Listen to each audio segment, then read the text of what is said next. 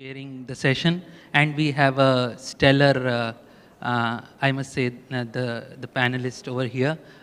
We have Professor Dennis Stravler, who works at the University of Hawaii. We have Dr. Medistik from Estonia, Dr. Holger Kaufman, who is the acting Chief Digital Officer at the Australian Digital Health Agency, and we have Dr. Krishna Reddy, who is the Regional Director South Asia at Access Health. Just to say that why it is a stellar panel, I'll take just a minute to tell you about these officers and their qualifications, and then come straight to the context setting. Arun Kumar Singh sir, an IAS officer of the 1988 batch, Additional Chief Secretary, cum Development Commissioner, Government of Jharkhand. He's in charge of the Department of Health, Family Welfare, Medical Education, Government of Jharkhand. Under his leadership in 2018, Jharkhand also featured as a top performing state at pan-India level on various parameters in implementation of the Smart City project. He's very passionate about digital health. I had a conversation with him, and he's starting to implement tablets for doctors. Dr. Krishna Reddy, he was the director and vice chairman of Care Hospitals. Comes with a very good background of the Indian context and the hospital sector. Professor Dennis Stravler, global expert in digital health. He's from the US. However, he has a lot of context of India, and he has been the author of two chapters. One was a publication by Niti Aayog on reimagining India's digital health landscape, and also wrote a chapter recently on Will India become a world leader in digital health? 6 challenges. Those chapters are with me, and if you want, I can send you over email. He holds a master's degree in computer science from University of Hawaii and a PhD in medical informatics from the University of California. Dr. Medistik, he's from Estonia. Estonia is considered one of the best examples where digital health was successfully implemented. That is why we have called him to give more insights on what Estonia did. He completed his medical study from Tartu University, and he pursued his doctorate in healthcare engineering. He's currently working as a senior lecturer at Tallinn University of Technology. Last but not least, we have Dr. Holger Kaufman, who is the acting chief digital officer from the Australian Digital Health Agency. He has over 20 years experience in digital delivery and has also led the ICT infra reform as executive director at the Office of Government CIO of West Australia. He holds a PhD in theoretical physics from the University of Cambridge, UK. Now, I would like to come to the context setting and would give it to Arun sir in a minute. The session, as you all know, is how do we learn from the global context and what things we can learn and implement while we are trying to implement and accelerate adoption of digital health. Without wasting much time, I would request Arun Singh sir to give his initial remarks, and then we'll have some questions from the panelists, and then some questions for the audience. Sir.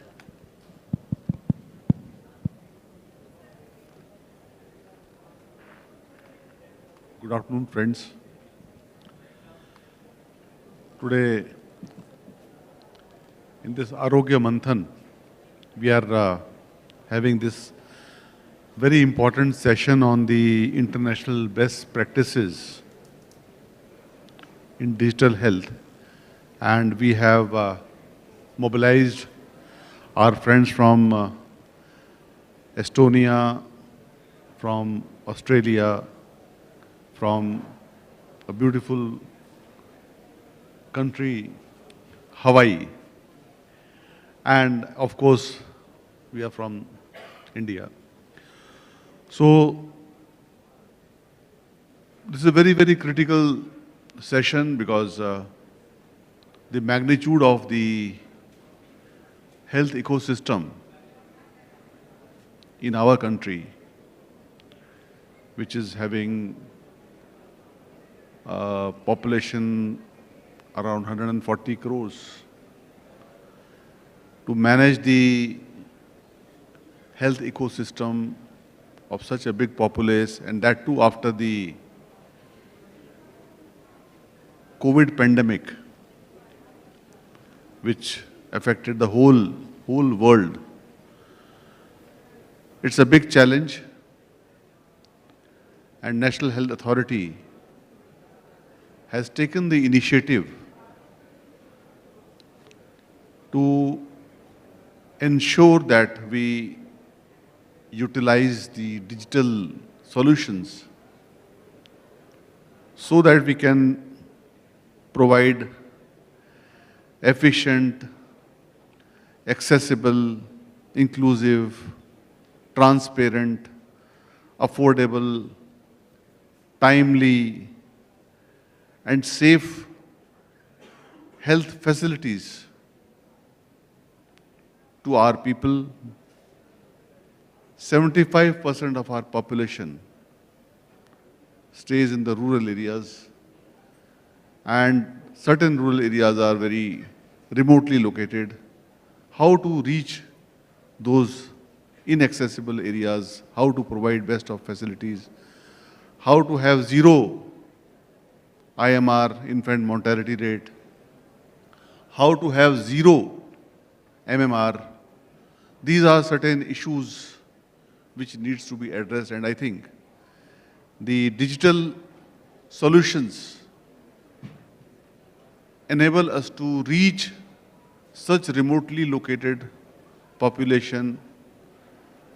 It also provides opportunity for the people to have an assessment on their treatment. It brings in the concept of responsibility,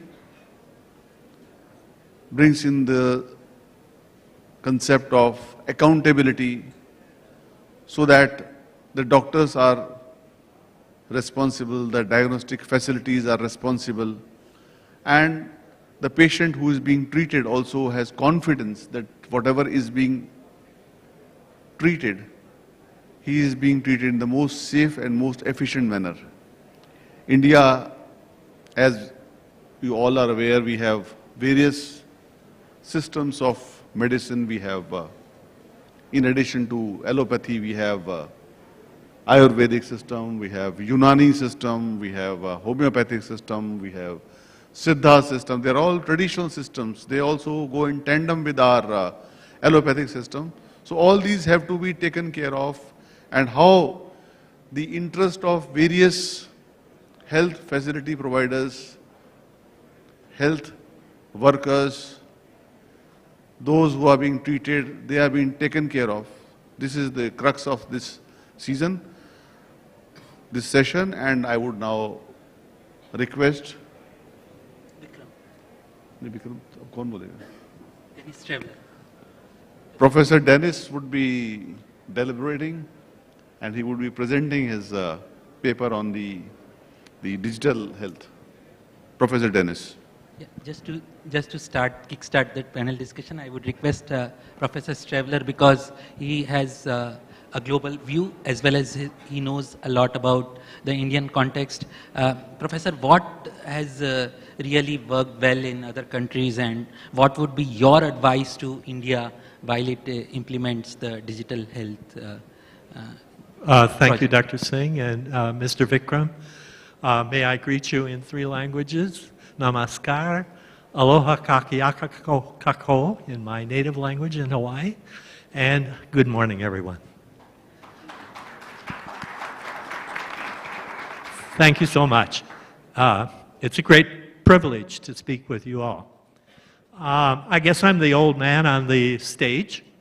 It is a blessing. However, I also become a realist. And first of all, I want to begin by congratulating India on its 75th anniversary. I was 1 year old when you became independent. So, you know, you've done amazing things in digital health, and your concern of the Honorable Prime Minister towards health is truly commendable, and you've done so much in these past few years at the NHA and at other places dealing with digital health. I would also like to commend the vendor community. I visited each booth in the exhibition, and I think there's great potential there. And I'm hoping they will continue to thrive and flourish and bring innovation, more innovation, to India. Now that said, I have some warnings. Because I've seen maybe 30 countries go through digital health transformations of one kind or other. And I have listened very intently. I have taken copious notes from each of the sessions from the speakers detailing the benefits of digital health. They're all correct. In fact, they're understated. This is truly a transformation of India that's possible. But what do we have to be realistic about? Okay? So let me start with sort of the bad news. The cost of health care is going to go up. My own mega country of the United States has gone through up to 17% of GDP on health. What happens is when you give benefits to people, they use them, thank God. But that also means that the demand for health care goes up enormously. My colleague from Korea in the previous session said that MRI utilization went up 10 times in the past years because it became a benefit under their healthcare scheme. So we have to use each rupee correctly, not overutilization and not underutilization, and that's a very fine line of measuring how to do that. So that's my first warning, if you will. India has to be prepared for this phenomenon to occur. Second, the NHA's information system will become the largest information system in India. That's how complex it will be. Now, obviously, it starts with step by step. Maybe, again, to reference my colleague from Korea in the previous session, you saw the number of modules that are currently in Korea. I think you will surpass that, given the population and scale of India and its complexity with its medical systems of practice, etc. It will become a very large system and have many, many STEM workers that will be involved in it. So please be prepared for that. And please welcome it. Step by step, you can become the world's leader in digital health. I have no reservation about that statement. You have all the attributes and all the talent and all the resources needed to emerge as the world's leader in digital health. I hope you will take that opportunity. Finally, fraud, thank you. Finally, fraud, unfortunately, will go up. Whenever there's a pot of money, there are people intent at bankrupting the system. I can state, I won't mention the country names, but I will state that there have been countries which have nearly had their fund go bankrupt because of fraud. This is a reality. We have to be prepared for that. We can't take it lightly. It's going to happen, and it's going to make big news in the newspapers. And so we need to prepare our defenses as if we have a war. We have a war against fraud. We have to have that, or the fund will be depleted. Finally, security. I attended the session on security yesterday. Security is a huge issue. First of all, I'm a computer scientist at heart, medical informaticist at heart, but there's no such thing as a secure system. There are 99% secure systems, there are 99.9% secure systems, there are 99.99% secure systems, but there's never 100% security. And so we must be prepared for the day when there's an incident. It will happen. At least one country that I've worked in, not to be mentioned, disbanded its new healthcare initiative over security issues. So all the investment that had been put in the systems in that country were for naught, and they've been set back at least 10 years before the resurrection. What happened is it went back and got subsumed by the Ministry of Health in a very lower key environment. So we don't want that to happen in India. We want security, we want confidentiality, we want privacy, and those things can never be underestimated. So those are some predictions of the challenges that you will face in the next 25 years. I hope I'm old enough to come to, still alive, and can come to India in 25 years and see that you have reached the highest level possible of providing health care for your citizenry. And I wish you the very best luck in that endeavor. Thank you. Thank you, Professor Stravler. Now we come to Australia and Estonia as two case studies in point. Dr. Kaufman, I want you to speak and tell us about your My Health records, and also Australia has taken a lot of, has utilized a number of levers to accelerate the adoption of digital health. You have an opt-out system, or you have given financial incentives, and we have a similar discussion in India as to how do we encourage or how do we incentivize doctors to write digital prescriptions, and I am sure there are many lessons for us. Dr. Kaufman. Thank you very much, and thank you, Dennis, for the opener. Thank you all for having me here. It's a real pleasure to be here and to learn about your current journey in digital health, which is very, very exciting. And to be honest, as an Australian, you know we're competitive. I fear that you might overtake us, so I'll take some lessons from you today as well. So let me tell you a little bit about Australia and some touch points and similarities, and then tell you about our My Health Record journey that we went under. Australia is a federal state, so we've got states like you have in India as well. And healthcare is a joint responsibility. So acute care, hospitals, ambulances are typically state-run.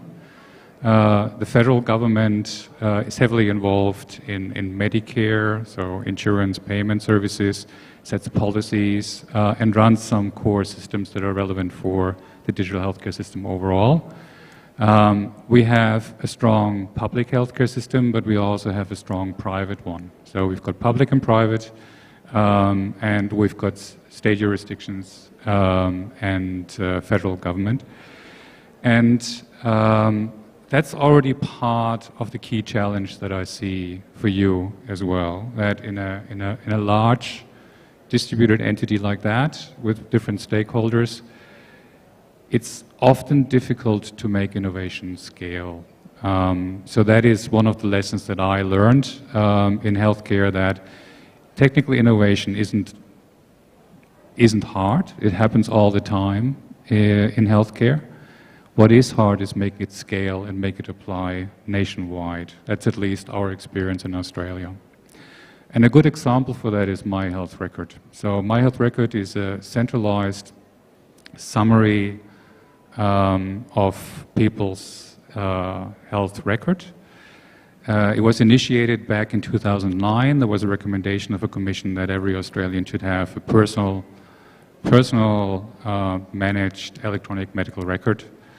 It took about 3 years to go out from the concept stage into a first implementation, and the system went live in 2012. Initial uptake was suboptimal, I should probably say. We had about a 10% uptake in populations because we had an opt-in model. So as a citizen, you had to opt in into My Health Record. Similar, the uptake that we had with medical practitioner took quite a while. So after about 5 years of implementation and financial incentives for primary healthcare providers, and for hospitals to implement the system, join the system, upload data and use it to download data and visualize data, we still only had about 30% uptake.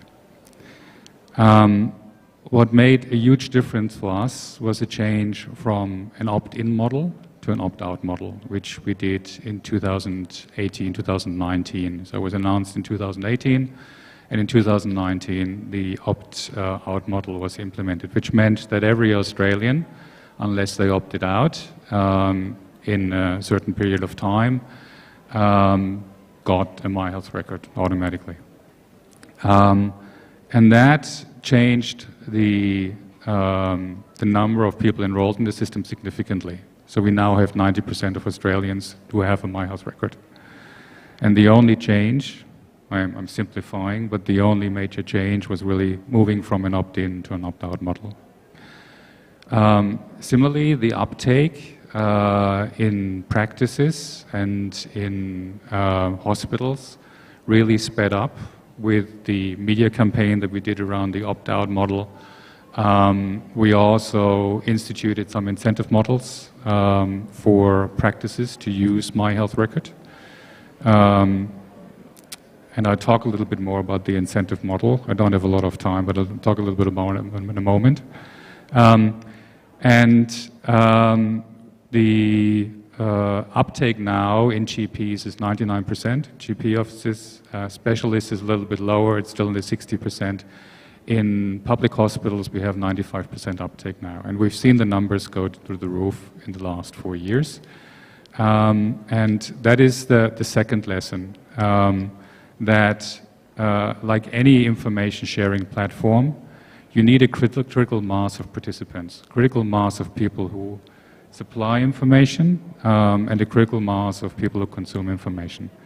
It's now become standard practice in many of our hospitals, in public hospitals at least, where I've got the data from, that one of the first things that you do when you get a patient in ED is you look at their My Health record, you see what medications they're on, what's their medical history, and it makes a huge difference in acute care now.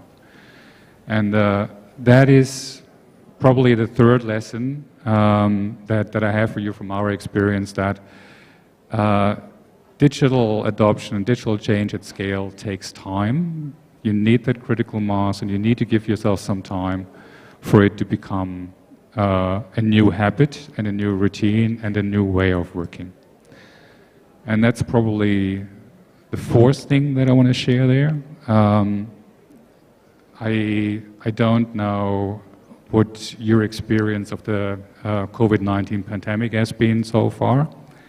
But for Australia, I can say it's been a real boost for digital healthcare.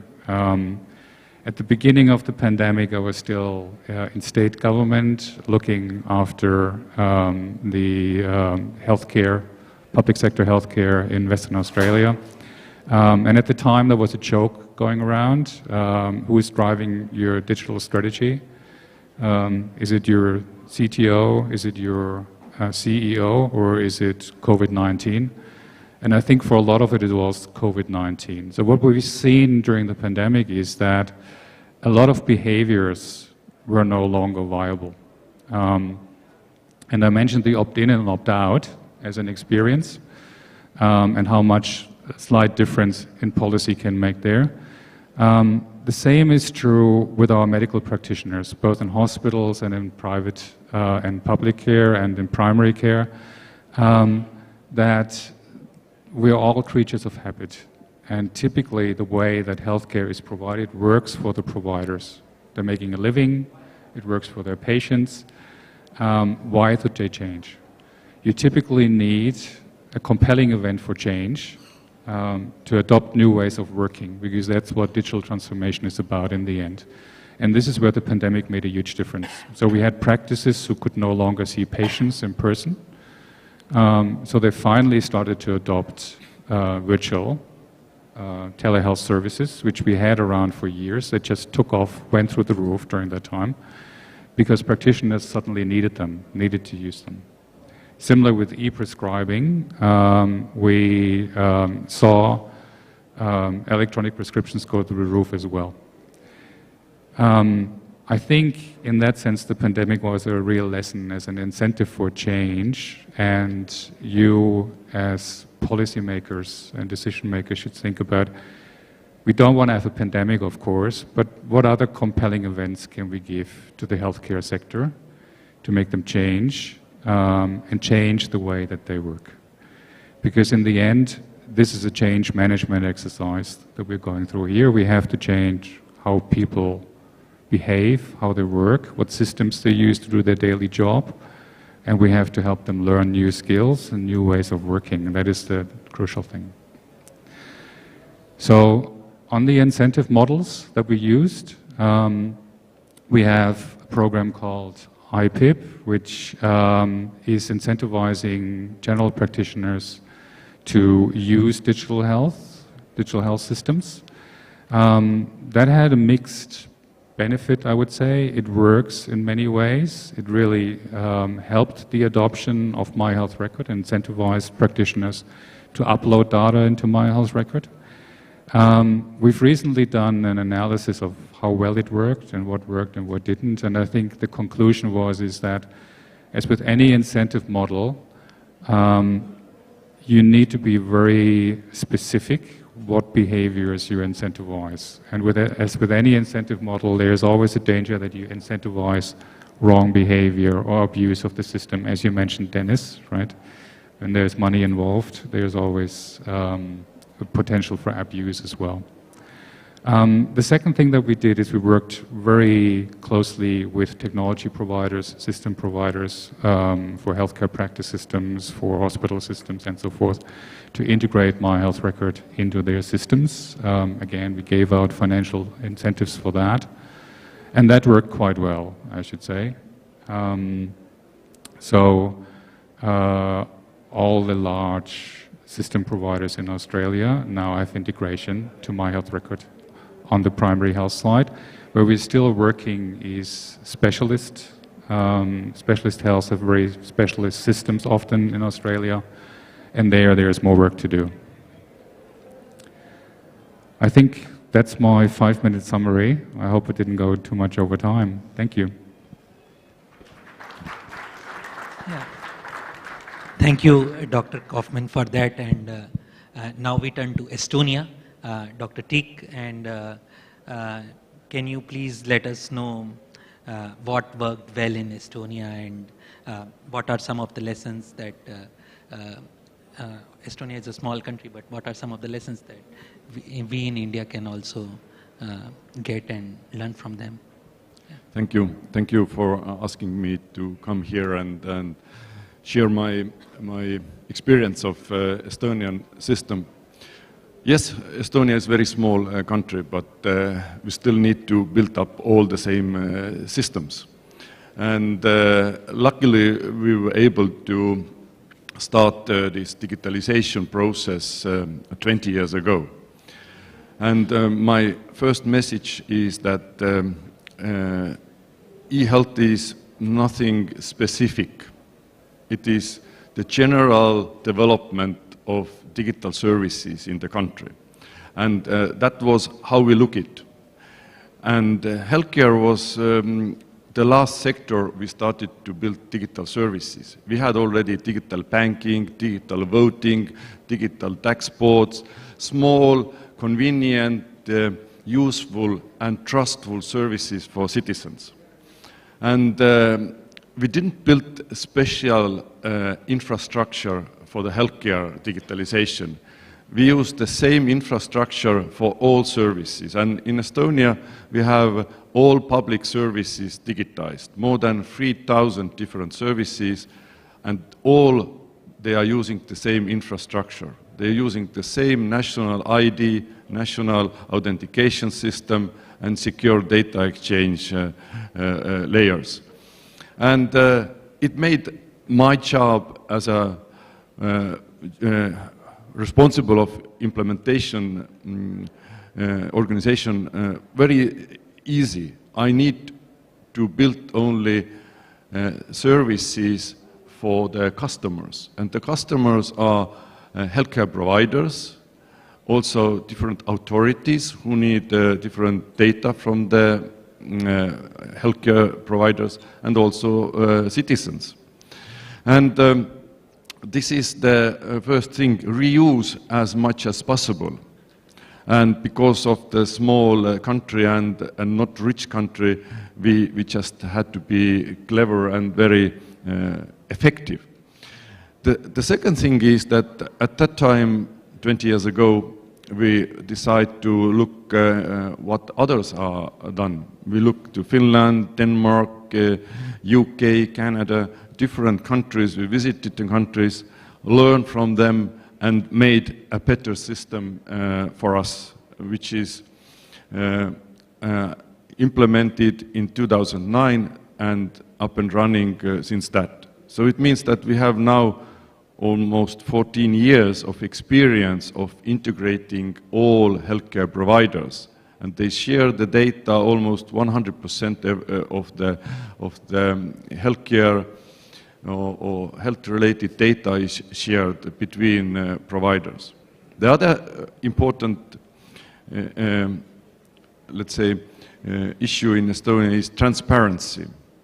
The patient has the same rights to see the data as any medical professional. There is no restriction between the data. And also, which is important, because we allow only strong authentication, like ID or mobile ID or smart ID, it means that every access to the health data will leave a trail. And these logs of the trails are shown to the patients. So the patients can control who has looked the data. And it's not specific to the healthcare, it's also for other sectors, that the citizens are owner of the data and they should have a control who has looked and used the data and what is the purpose. So these are very, and we are using the principle also, the security by design. So it means that there is no service which is not designed safely and securely.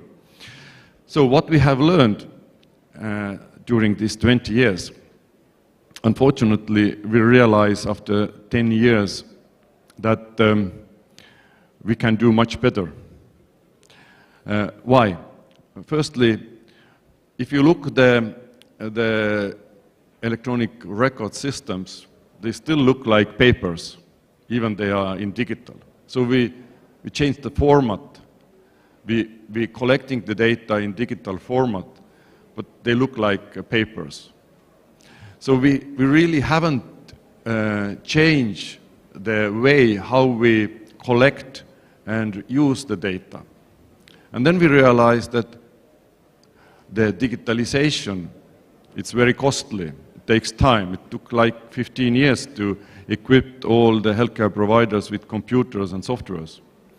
And the softwares at that time was not very fancy. They were very not user-friendly. They are mainly focused to the billing and claim of the health accounters. Nowadays, medical softwares are the driving force. They are very innovative. They move very fast. For example, when COVID started, it took only a few days to open video conferencing and remote consultation services inside hospital information system, inside the family doctor system. So it was just a couple of days and it was there. Before COVID, it was mainly not used. Today we have 52% of the appointments with the patients in primary care done remotely. Other thing that we realized that the benefit of integration, nationwide integrations, will come only where you have digitized, integrated, and you're building services which are built for the citizens and makes them life easier and also makes the professional life easier. It means that built simple services, easy to use, user-friendly, and reuse the data for different purposes. And we started to personalize the data and add additional data to the health-related data, like genomic data, behavioral data, and now we are facing big changes in the healthcare. We want to move from acute care to the prevention. So now we have implemented several decision support systems to support primary care doctors and patients, and collecting data not only about sicknesses, but also from patient genetic background. We can use pharmacokinetic decision support and different AI-supported services to profile the person, to analyze any risk factors that we can find or predict and guide persons to the right path and help them to be more healthy. Because, as you mentioned, the need for health services will grow anyway. And it means that we have to rethink about what we can do with the limited resources. And one unused resource is citizens and AI and prevention, to really turn the sick-based healthcare to the prevention-based healthcare. And this is our mission now, but it can't be done without having integration, having smooth services, and digitized information available. And of course, the content, how you translate the content and how different users understand the content, what is inside the data. So for that, we have had several programs for education of whole healthcare providers. Firstly, we teach them just to say not to look, because we use opt-out approach. It means that there is no restrictions for the professionals to get the patient information, but they have to have curing relation. And because we're using secure, strong authentication, there always will be trail if you look. So don't look if you don't have a curing relation. Very, very simple message. Now we are more educating doctors that what they can benefit of if they use the electronic medical record in proper way. If they just don't use a text but use a more structured data entering, like blood pressure must be where it is agreed and so on, what are the benefits? Because when we are starting to use this behavioral data, which is much more larger data set than clinical data, we need a clear definition, clear standards, because when we start to use this information and also genetic information, we have to use artificial intelligence to sort out different health profiles and help. So then the data must be accurate and in high quality. And now we are putting a lot of efforts to the education and the quality of the data, which was not in the primary target in the beginning. The primary target was integration to get data flow, but now we are looking more that the benefits are there only if we can really get the high quality of the data and common understanding what we can do with and how we reuse the data. So this is the message also, that think about it, that immediately start this kind of low-hanging fruits, small services. Vaccination record is very good, referral, prescriptions, everything that is very, very easy to standardize and get available to the citizens. That's the most important benefit of digitalization. Not that we change from paper to the digital environment, but the reuse of the data and smart services. Thank you.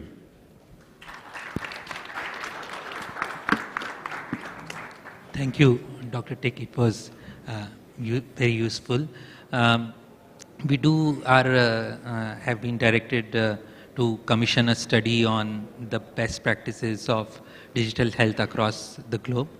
We will include all your inputs for them. Now turning to Dr. Reddy. Dr. Reddy, you have been associated with a lot of hospitals and you are working in the non-profit sector. With your context in India and abroad, how do we take physicians on board? How do we take the medical community on board? And how do we, when we think about digital health, how do we approach it? Should it be a top-down approach, a bottom-up approach, a selective approach? Any feedback, any suggestions on that?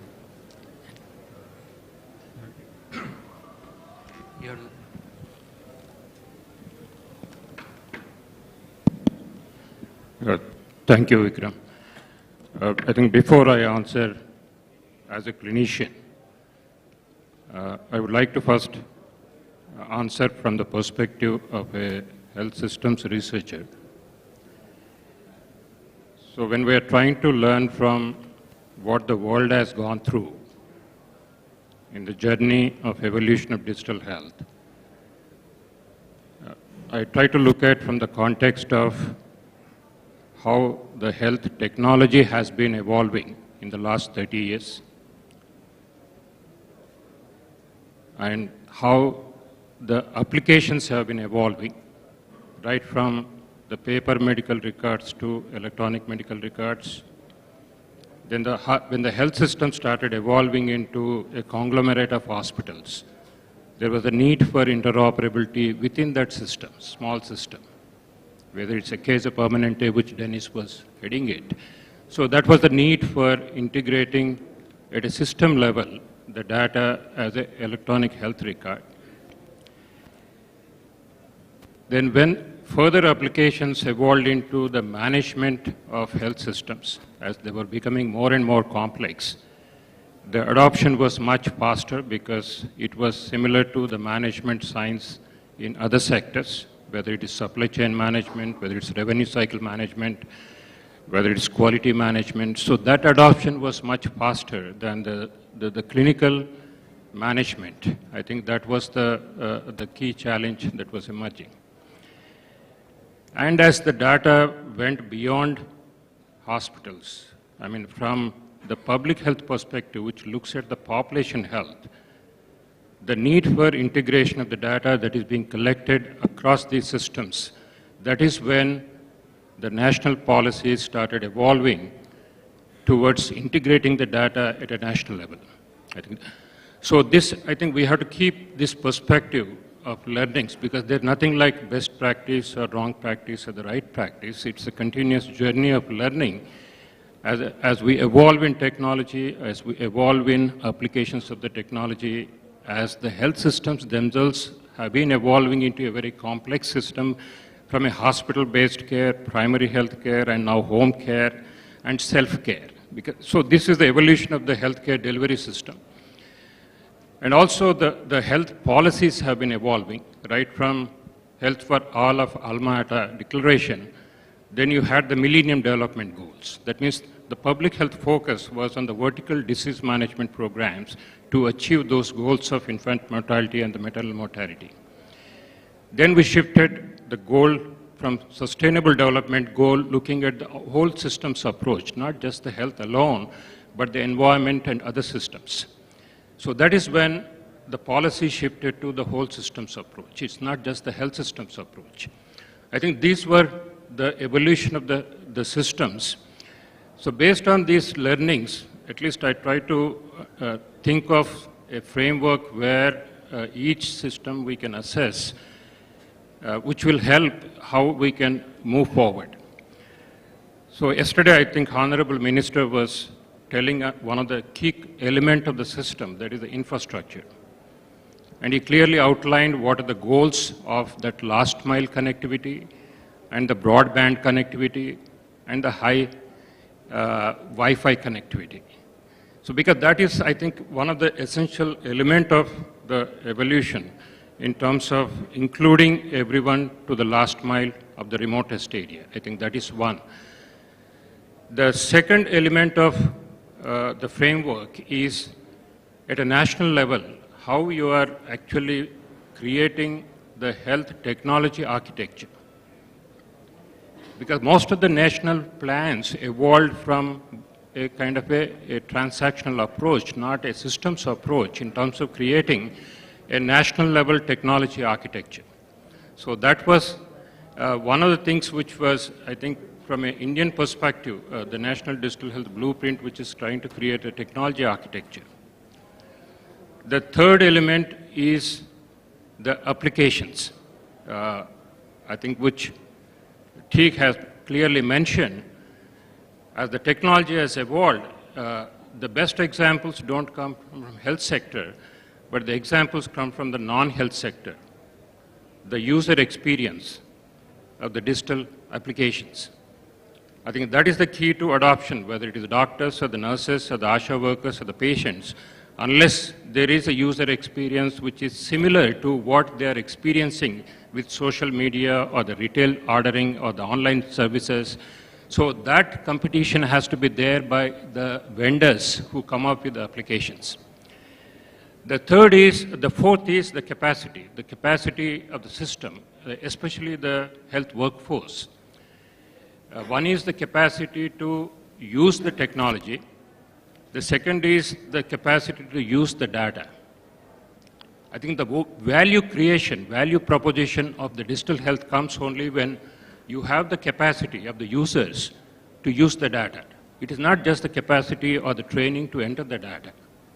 So that's, I think, the most important aspect in terms of capacity building is how do we build that capacity to use the data in terms of the data analytics, in terms of the data visualization, and in terms of the data application.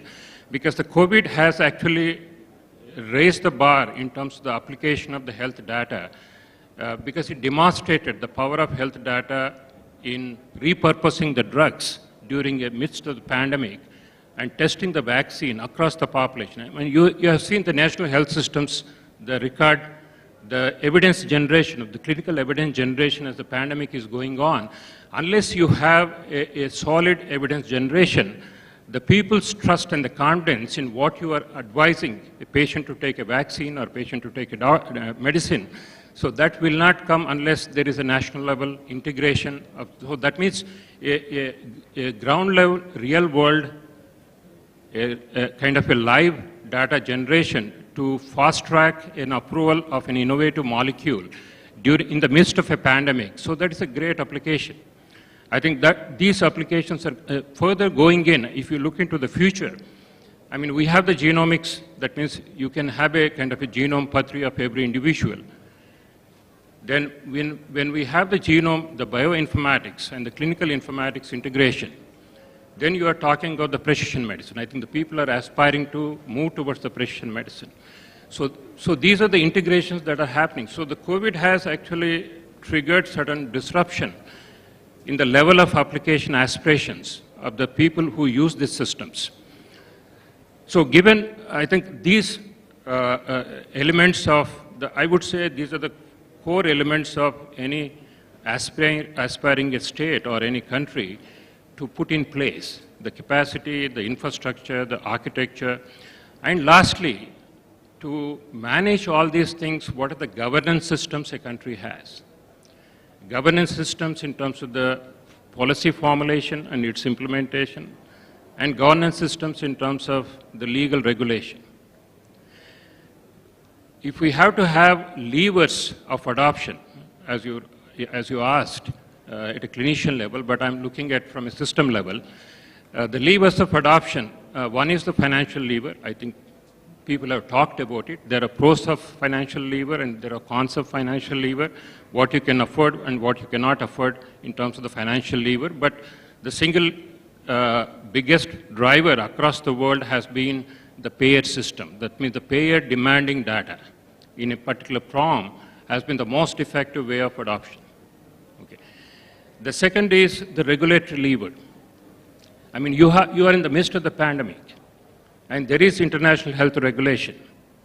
And there is a mandate by the countries to surveillance, a much more effective and much more efficient surveillance system than what we have today.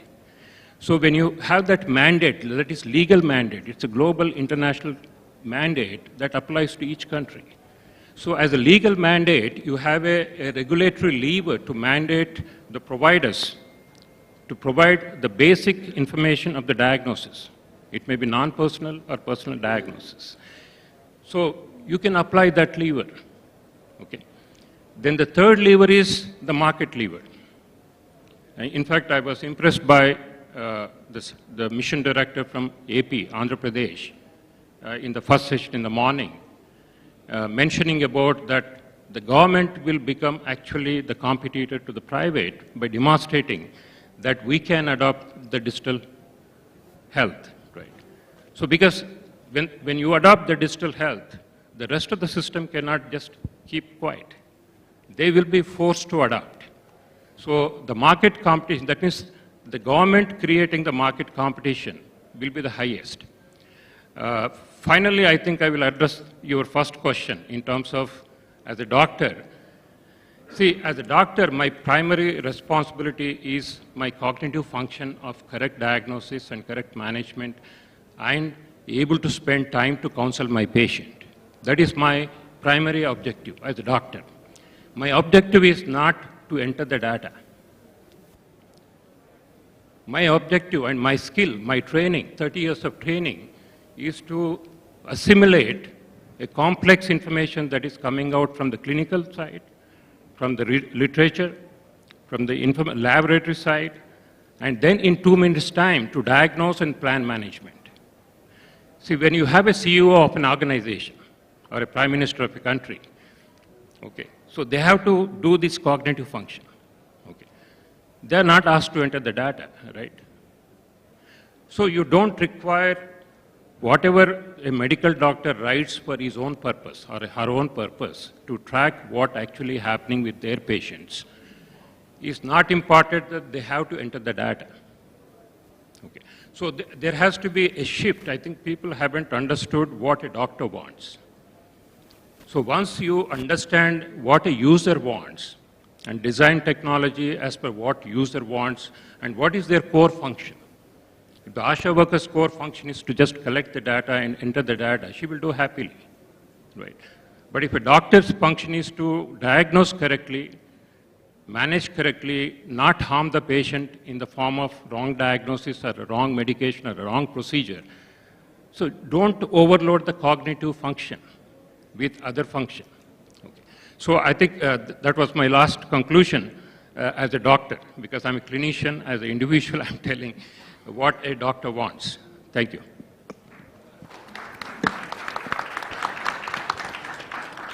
Thank you, Dr. Reddy. We have time for some questions from the audience, and yeah. May I request Dr. Kalhan to start? Thank you, sir. I think I really enjoyed sharing the experience of all the people over here. I would like, as a doctor, to state that we in India are actually different from rest of the world. One, because of the diversity in terms of availability and accessibility of resources, which is diverse. The sheer numbers, more than 2.4 billion. Literacy, and more specifically the digital literacy. So I think we'll have to address all of this if we have to make digital healthcare, go down to the last mile. So that is, I think, why we are different from rest of the world, because these basic things are lacking with us, sir. And for the same reason, I think we need digital healthcare much more than anywhere else in the world, because the sheer numbers and the diversity. So I think this is a great initiative, and being the chairman National Council for SOCHAM, I totally support the government initiatives, and I think the public and the private sector has to go into it together, and only then we can achieve this fantastic goal.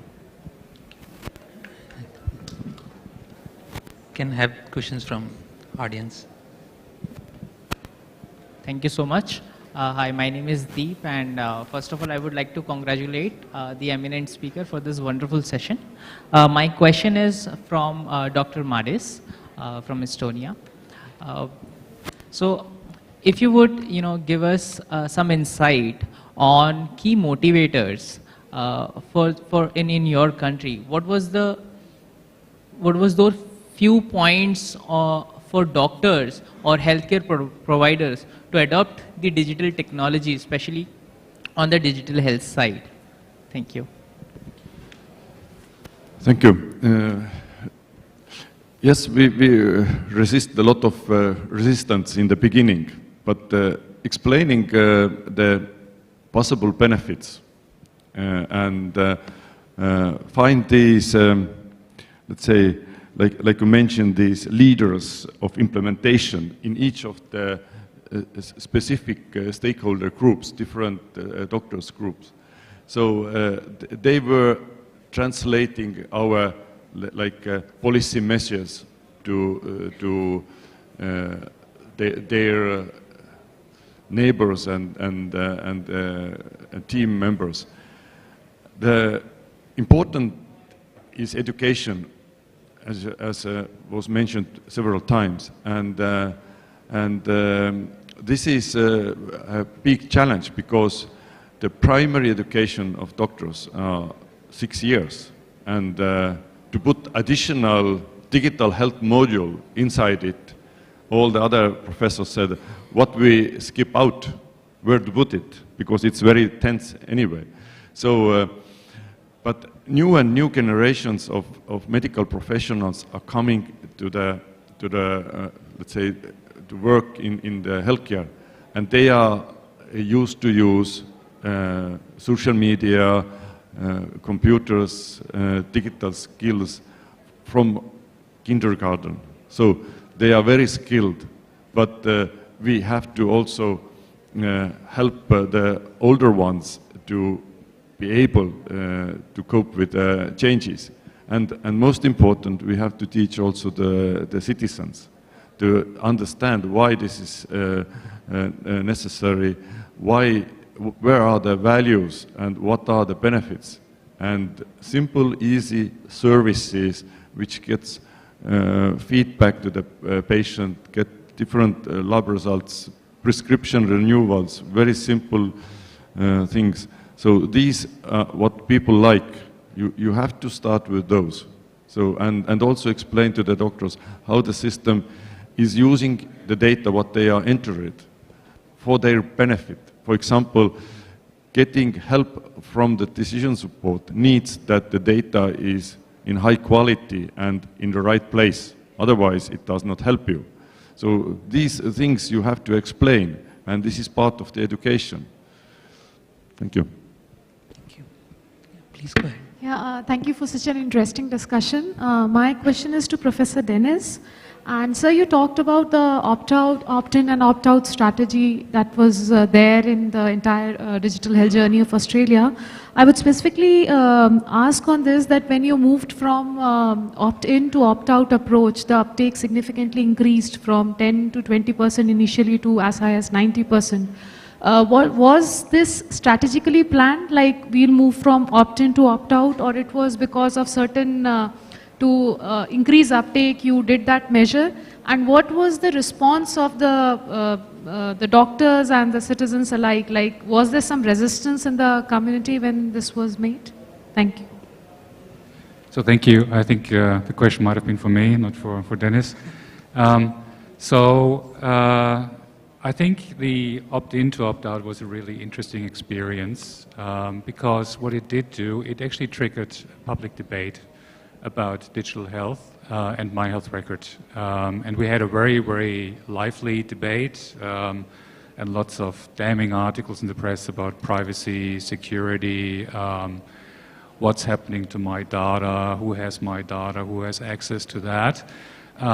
It raised a lot of interesting questions, and it also led the Australian government to define the My Health Record Act in more detail and introduce penalties for abuse and regulations for keeping the system secure and keeping citizens' privacy very confidential as well. I think that the fact that we had to tell all Australians and educate them that we're changing legislation now, you now have to actively opt out if you want to. We had to explain the system, what it does and what it doesn't do, what kind of data is in the system, who has access to the system, what are the security controls of the system. And that public debate, I think, helped a lot to get citizens aware. It also created, I think, a bit of an initial skepticism. Australians are famously independent and skeptical of their government. So we do like our privacy. We don't want government to spy on us. We did see that. But despite all of that, and quite a lot of damning press during the time about, don't trust the system, don't trust the government, most people just stayed in the system anyway, didn't actively opt out. And in the last 3 years, especially during the pandemic, we had a lot of people re-enroll into the system. About 250,000 Australians re-enrolled who had opted out because they saw the usefulness of the system. And I would also say the whole experience over the last couple of years and the increased digital literacy of a lot of people with the consumer electronics, mobile phone penetration. I think 95% of Australians have a mobile phone now. Has really eased a lot of the fear and angst about what's happening to my daughter. And it's changed the perception to the other extreme.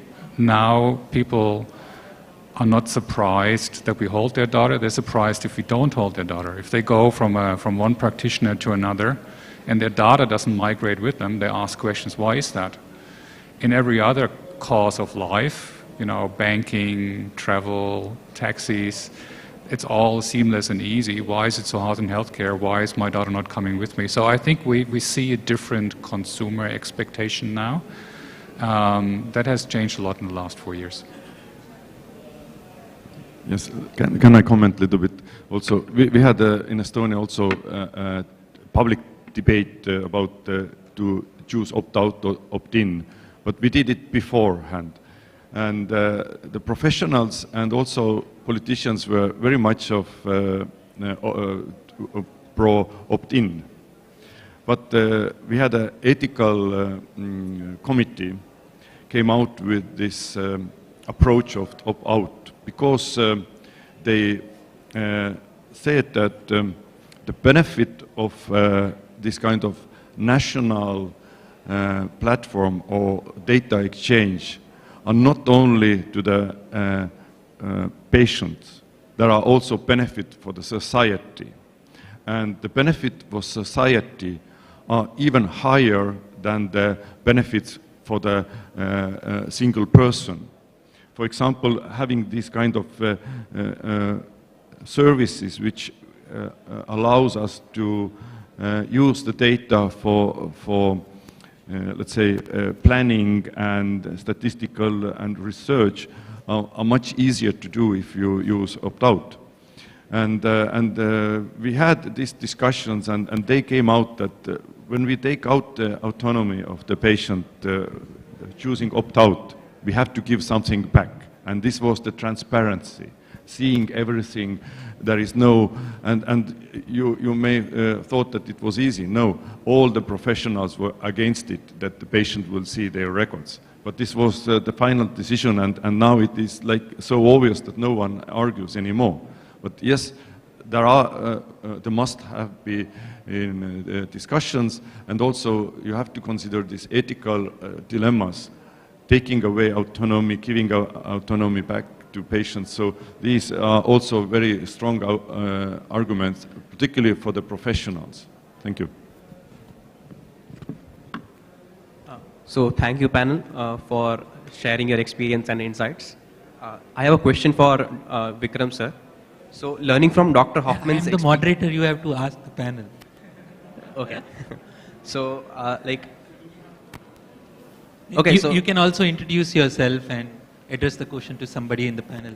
Maybe yes. Dr. Reddy, he has the Indian context. So, okay, Dr. Reddy, if you can answer my question. I'm Pranay, by the way. So, learning from Dr. Hoffman's experience, with my health records. What are your thoughts on implementing the opt-out model in India and parallelly incentivizing the healthcare professionals to adapt the digital health model? Any thoughts on whether India should go for opt-out system? Opt-out, mandatorily, making it mandatory for all doctors to come in and... Yeah. I mean, from a cultural perspective, once you are looking at a knowledge worker level, if you make it as a mandatory to begin with, if you make it compulsory or mandatory to begin with, but give an option of opt-out,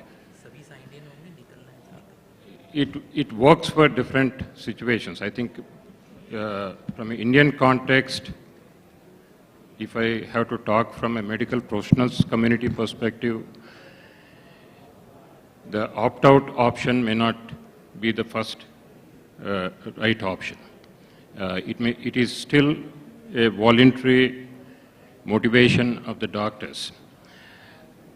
When they can be actually motivated and attractive to adopt is when the system is adding value to the doctor in his work, right? So then the adoption becomes much easier.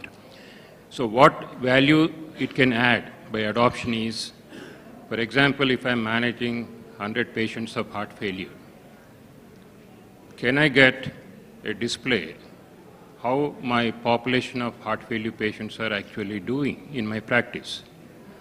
What percentage of them are actually taking the evidence-based therapies? Because that information, which otherwise I cannot get that information, if that information is made available to me, I will demand actually that every patient should have a digital health record. So that's why you make a pull factor. Don't make it compulsory. Pull factor means, I mean, for example, today you want to book an airline. Do you go to any air office to book a ticket? No, right? So that should be the experience of the doctor to demand digital health, actually. Okay, don't impose, because I mean, we are free individuals, but where you are to impose is when it makes a difference to larger community, right? So if your action is going to impact harmfully to a larger community, you make it legally mandatory. Then your individuality becomes subservient to the collectivism.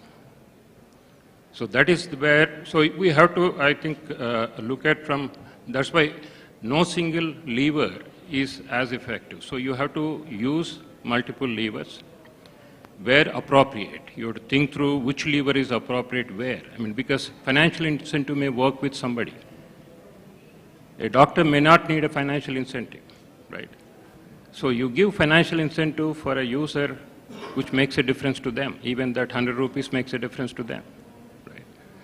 So we have to individualize it. But more importantly, I think India is like 30 countries, right? And we have enough learnings from each country, each state. In fact, in the last 2 days, we have 6, 7 states who are presenting their experiences with PMJ, experience with ABDM, especially today morning. It was highly impressive. I mean, what challenges they are facing at state level in implementing and how they have overcome. The Karnataka state shared and AP state shared. So if we can only encourage that dialogue and learning from each other, collaborative learning from each other, if NHA can enable that, not annually like Arogya Manthan, but I would suggest every month actually, that there is a learning, mutual learning from each other, how they overcome this problem of doctor not giving their registry number, right? So I think in the morning, at least we learned immediately there were 4 or 5 solutions for this problem. So I would, that would be my recommendation, that we should have that continuous learning process from each other. And because a solution that is applicable in Delhi may not be applicable in Jharkhand, may not be applicable in Meghalaya, right? Or a remote tribal place. So we have to find a solution as a service, because as long, just like a tribal person requires the same health care as a Delhi person, then how do you solve for that solution? The connectivity solution, the healthcare actual provider availability solution. If provider is not available, you are able to now bridge that problem by telemedicine, right? You just need a frontline health worker who acts like your ears, eyes, and mouth to take care of the patient through the telemedicine, right? So we have to individualize how to leverage. I think everybody was emphasizing, you focus on healthcare as a service. Digital is only technology, a tool to enable that service. If you forget about healthcare as a service, but only focusing on technology, because many times the vendors and the startups, they want a great application. But if the user does not need that application from a service point of view, and he can get the same thing from some other tool, then he does not require that application.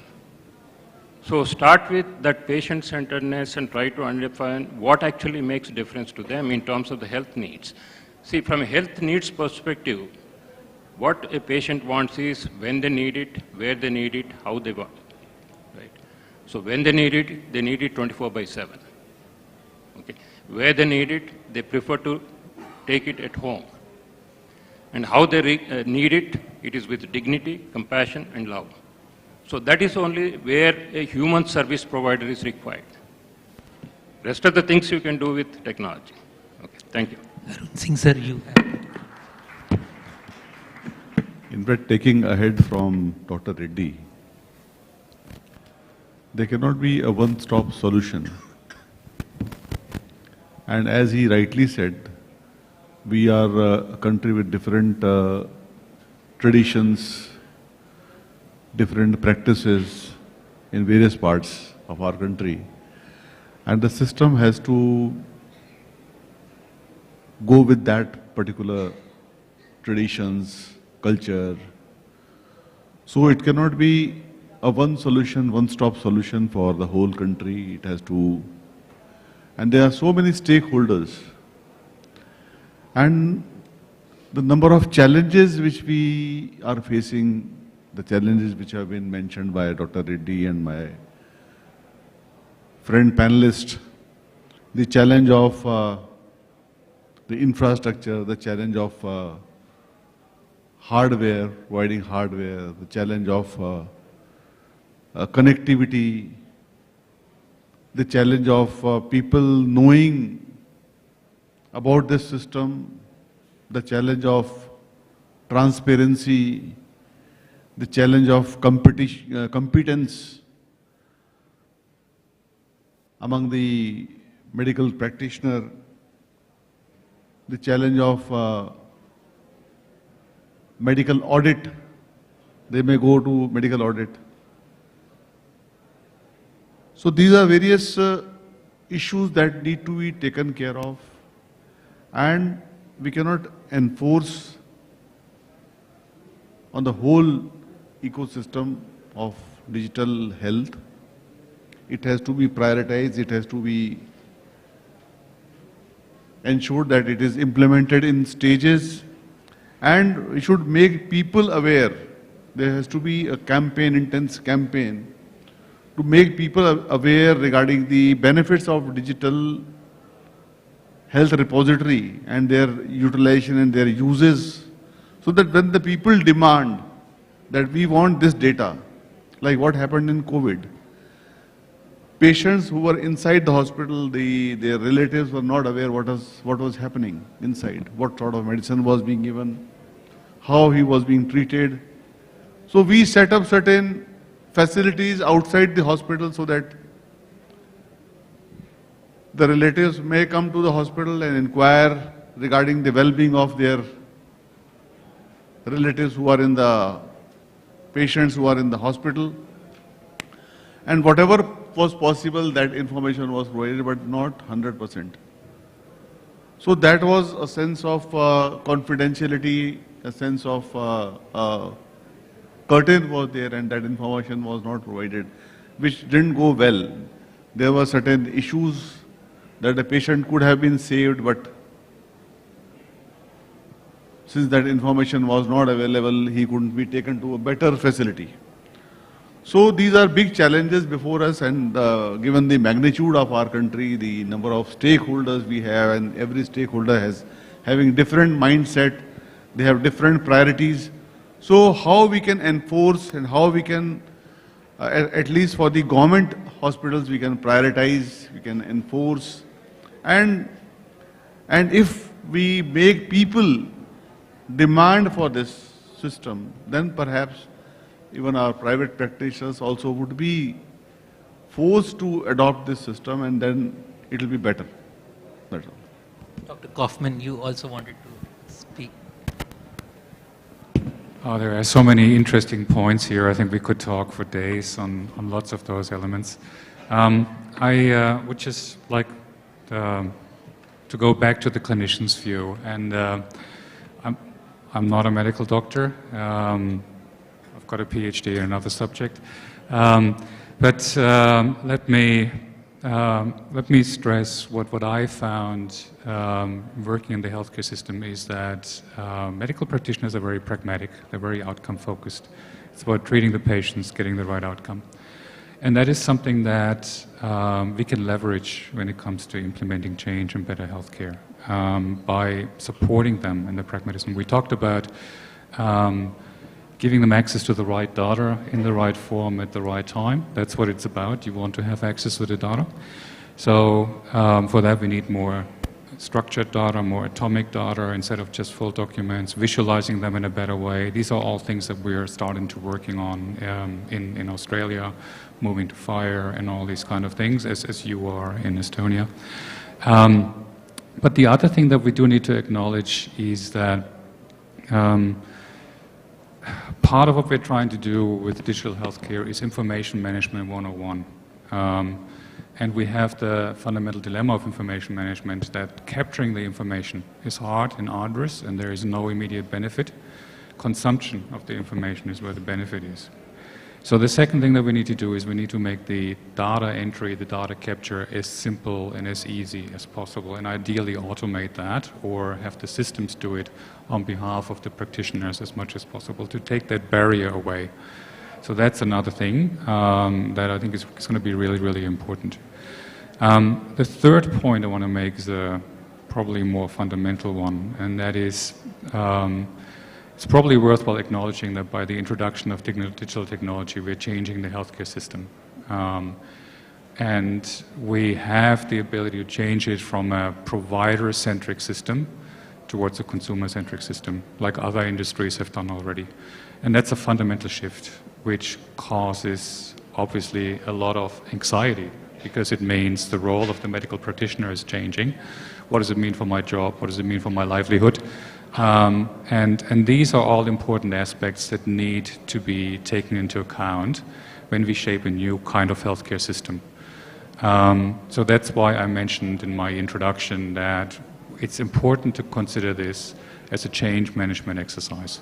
We're changing the way that we work, we're changing the way the system works overall, and that requires a lot of thinking about the levers that we do. There is no way of changing the healthcare system without disadvantaging some current groups, right, that currently benefit from the system. That's something that we need to be aware of as well, which means we need to educate, we need to compensate, we need to help them along the journey, otherwise there will be resistance all the way. Anyway, as I said, there's an awful lot to unpack here. We don't have time for it. But thank you. Professor Spencer, do you have some comments?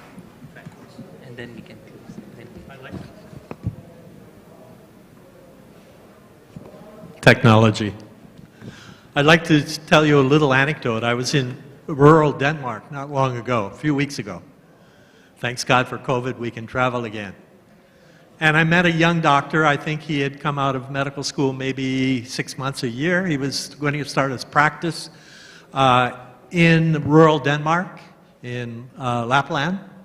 And he was really upset that he wasn't able yet to sign on to the national medical record system.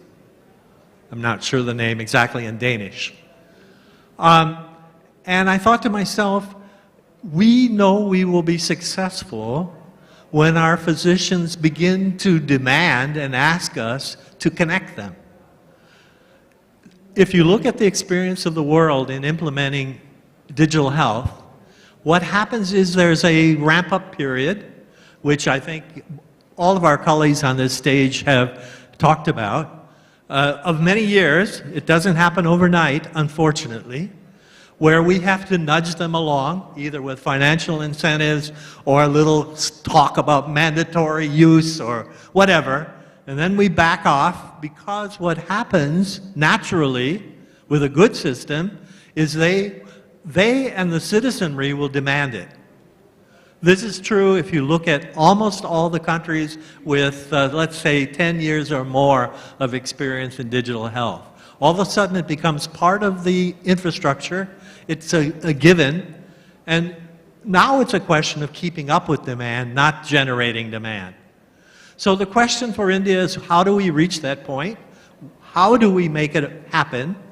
And what will be the benefit? You know, this whole session, I know we're near the end of our session, but this whole program has been about the benefits that are to be accrued. They're totally amazing.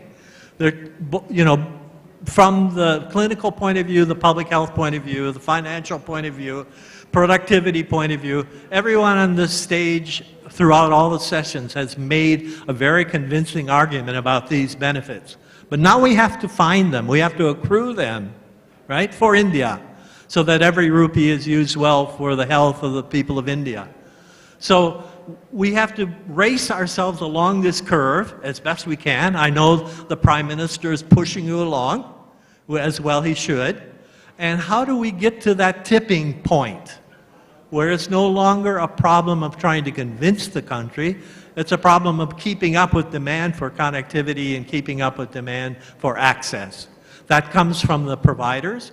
It comes from the citizenry. I talked about this in the session yesterday. And somehow that magic has to happen. It's a little bit hard to predict when it will happen. It's even harder to make sure we are on a program to reach that tipping point as quickly as possible. But it is possible to reach there. And I think Estonia, Australia, many other countries have shown that maybe there's an early period of resistance and co-opting and opting in and opting out, a big political discussion. That's normal. But what we want to do is get to a point where it becomes such that you reach the benefits, so that you can accrue those benefits. And we're all hoping that that point happens sooner rather than later. Thanks. Thank you, everybody. We are almost to the close of the session, and the speakers are around. Please ask your questions during lunch or when they are around. We can take them afterwards. I'll just want to give the mic back to Arun Singh sir if there are any other closing remarks, and then we can close the session. Hope it was a cerebral session for everybody. In fact, this has been a very, very fruitful session. The experiences of Estonia, the experience of Australia, the experience which Dr. Dennis Traveller carries with him, the experience of Dr. Reddy. We would certainly get benefit of these experiences, and the objective for which this session has been organized, so as to introspect, so as to examine the successful case studies, the challenges which we are facing, the challenges which these countries faced, how to negotiate those challenges, and how to come up with the best of the health facilities for our people, especially those who are residing in the remote rural areas. I think this session would go a long way, and NHA would certainly take cue from it and come up with solutions so that each and every state of our country has the models which are suitable and provides the results. Thank you very much. Thank you, sir. I would request CEO sir to come on the stage and present a memento to Arun Kumar Singh sir and chair of the session.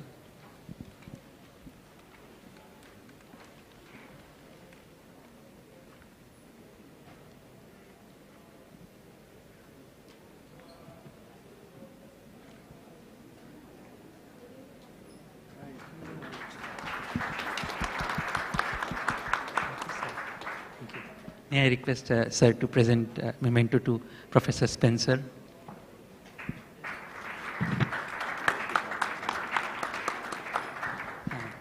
Dr. Holger Kaufman.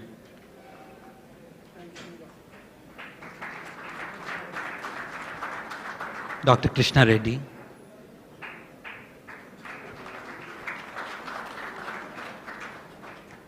And Dr. Medistic.